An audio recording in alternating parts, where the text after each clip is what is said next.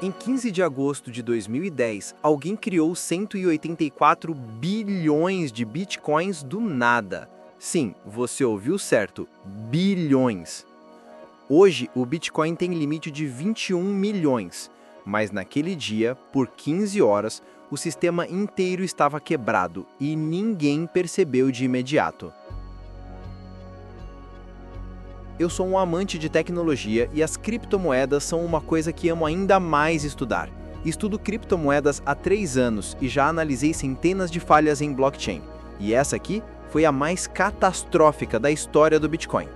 Se você quer entender como uma linha de código quase destruiu bilhões de dólares e o que isso revela sobre segurança digital, fica comigo até o final. Porque o que aconteceu depois dessa falha mudou para sempre a forma como pensamos sobre sistemas descentralizados. Antes de te contar sobre o bug, você precisa entender como o Bitcoin era frágil naquela época. Bitcoin tinha apenas 1 ano e meio de existência, valia menos de 10 centavos por moeda. Pouquíssimas pessoas mineravam ou usavam. Satoshi Nakamoto ainda estava ativo, mas já começando a desaparecer. O código era experimental, não tinha passado por auditoria séria. A rede tinha menos de 100 mineradores ativos. Então, em uma terça-feira comum, isso aconteceu. Bloco 74.638, a transação do inferno. Alguém nunca descoberto quem explorou uma vulnerabilidade no código de verificação de valores. O código não verificava o overflow, quando números ultrapassam o limite máximo. Criou 184.467.440.737,0951616 bitcoins, 92 bilhões em 2 saídas. Como funcionou tecnicamente, simplificado para o público?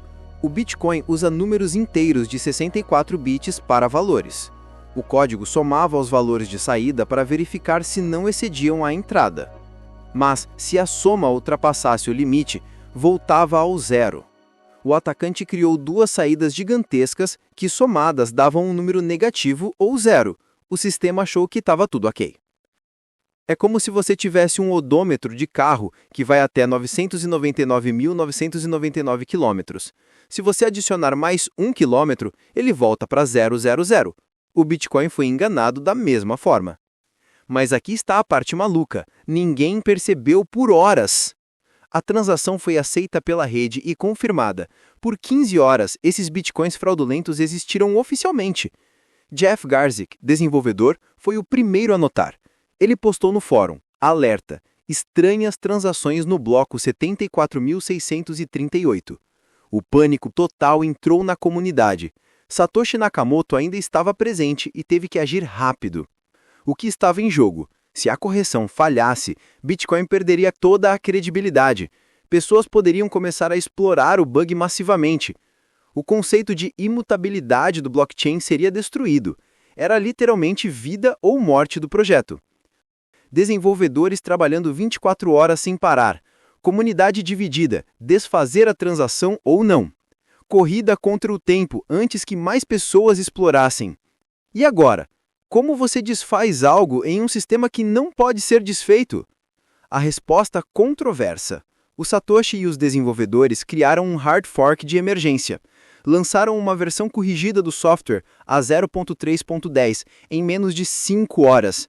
A nova versão simplesmente ignorava a cadeia com o bug. Os mineradores adotaram a nova versão rapidamente. Em 15 horas, a cadeia correta ultrapassou a fraudulenta.